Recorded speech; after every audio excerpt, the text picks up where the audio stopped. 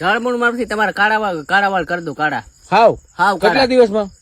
અઠવાડિયામાં થઈ જાય. એટલે કે 7 દિવસમાં જળમૂળ માંથી કાળા વાળ થઈ જાય. 7 દિવસમાં. મિત્રો અત્યારે નાના છોકરાને સફેદ વાળ થઈ ગયા છે અને બહુ પ્રોબ્લેમ છે. એટલે આ ભાઈ તમને વગર દવાએ 1 રૂપિયાનો ખર્ચો કર્યા વગર કેવા વાળ થઈ જાય જળમૂળ માં? કાળા. એટલે ટૂંકમાં આપણે મહેંદી મૂકવાની જરૂર નથી. એમ હાવ કાળા થઈ જાય. જિંદગી ભર રહીએ. જિંદગી ભર એવા. તમને આ જુગાડ કોને શીખવાડ્યો? જુગાડ મને દેશી જુગાડ એક સાધુ હતા ને એને શીખવાડ્યો હતો. બરાબર. એટલે સાધુ નું દેશી જુગાડ થી તમે આજે અમને વિડીયો થકી બતાવો છો કે માણસને કાળા વાળ કરવો હોય કેમ કરવાના. અને અત્યારના તો નાના છોકરા મેં પોતે જોયેલા ઘણા કે આમ સફેદ વાળ આવી ગયા હોય બરાબર, અને પાછા કાળા ન થાય યાર. સફેદ વાળ આવી જાય ને તો ગામમાં આપણે ખરાબ લાગીએ કે ભાઈ આવડા નાના બાળકને આવી ગયા. ઘણા તો 10, 15 વર્ષના નાના છોકરાઓને વાળ આવી ગયા સફેદ. તો આના માટે આ ભાઈ એક મસ્ત દેશી જુગાડ જાણે છે. ગિરનારી સાધુ હતા ને શું હતું? ગિરનારી સાધુ હતા. વાત આખી માંડીને કરો. પેલા હું જુનાગઢ ગયો તો, એટલે હું જુનાગઢ તો ફરવા ગયો તો શિવરાતમાં. પછી મને એક સાધુ મળ્યા. પછી સાધુ ને મને કે તારે કેમ આ સફેદ વાળ છે કે તારે કે કાળા વાળ કરી દો. પછી એ રીતના મને જડીબુટી એ બતાવી. મેં હમણાં કહીશું તમને. એટલે દેશી જ છે ટૂંકમાં. નુકસાન માથા ન કરે. એટલે મને તો એવું લાગ્યું ખોટું છે, સમજી ગયા. પણ મેં ખોટું નહીં. ઘરે આવીને એવું મેં પ્રયાસ કર્યો ને તો મને કાળા વાળ થઈ ગયા. પેલા તમને એમ લાગ્યું ખોટું છે? પેલા મને ખોટું લાગ્યું કે ખોટું આવું કોઈ દી હોય જ નહીં એમ. બરાબર. આપને તો એમ જ થાય ને કે આ જળમૂળ માં કાળા ન થાય. પણ જોઈ લ્યો આ ભાઈ ના વાળ. એક ધોરો વાળ દેખાય તો 500 રૂપિયા હું દઉં. જોઈ લ્યો એક સફેદ વાળ ની. અને કલર મેટ નાખી કોઈ દી તમે? કોઈ દી મહેંદી નાખી જ નથી. જોઈ લ્યો મિત્રો, આના કાળા વાળ છે તઈ કહી શક્યા ને એ પાછું જો મારે કાળા છે. તો મેં તો કોઈ દી નથી નાખ્યું ઓલું, પણ આ તો વાત છે જસ્ટ. મારે કદાચ સફેદ થઈ જાય તો હું આ ટ્રાય કરું, પણ હજી થયા નથી એટલે ઉપાધિ નથી મારે. એટલે ભાઈ ના કાળા વાળ છે એટલે જ આપણે આવી શિખામણ આપી હતી.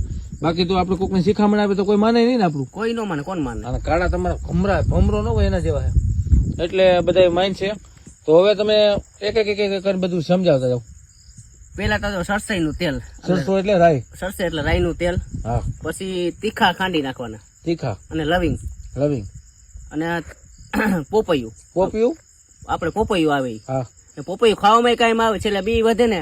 પોપિયાના બીજ. બી એમાં નાખી દેવાના.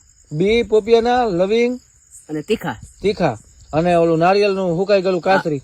નારિયેળ ની કાચરી એ બધી ખાંડીને પછી સરસઈ તેલમાં ઉકાળી નાખવાનું. બરાબર. અને પછી માથામાં નાખી દેવાનું. માથામાં નાખવાનું. આવું 3 વાર કરવાનું? 3 વાર કરવાનું. બરાબર. તો મિત્રો આ રીતે 3 વાર કરવાનું. હજી તમને શીખવાડશું. ઘણા નારિયેળ ની કાચરીમાં પૂરી વાત સમજ્યા નથી.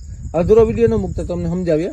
નારિયેળ એટલે આપણે જે નારિયેળ સૈસા ભગવાનને ચડાવીએ નારિયેળ, એની અંદર એક ખોપડી જેવું આવે આમ, એને કાચરી કહીએ અમારી ભાષામાં સૌરાષ્ટ્રમાં.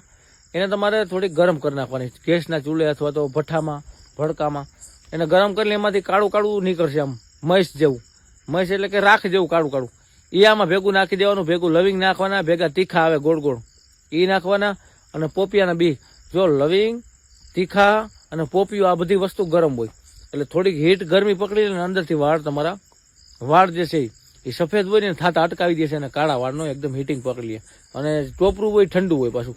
અને સરસોઈનું તેલ આ બધું ઉકાળીને આવું કરી નાખવાનું. એટલે તમારા વાળ કેવા થઈ જાય ભાઈ? એકદમ કાળા. બરાબર. આ તમે પોતે ટ્રાય કરેલું? મેં પોતે ટ્રાય કરેલું. મેં હે પેલા નાખતો હું જીનકો તો ત્યારે, કારણ કે આપડે લાલ વાળ થાય એ પ્રમાણે મહેંદી નાખતો. પણ હવે એ મહેંદી મૂકી દીધું. આ કર્યું ને આપડે કાળા વાળ રાખવા હે પાછું. આમાં કઈ નુકસાન નથી કે ખાવા પીવાની વસ્તુ અમે એવું કોઈ ન બતાવે કે આવું ખાવ આવું કરો ને, કારણ કે કોઈ નુકસાન થાય એવું નહીં કરવાનું. એટલે આ તો માથામાં નાખવાનું નેચરલી વસ્તુ. પાછું છે નેચરલી, કઈ નુકસાન થાય એવું નથી એમ.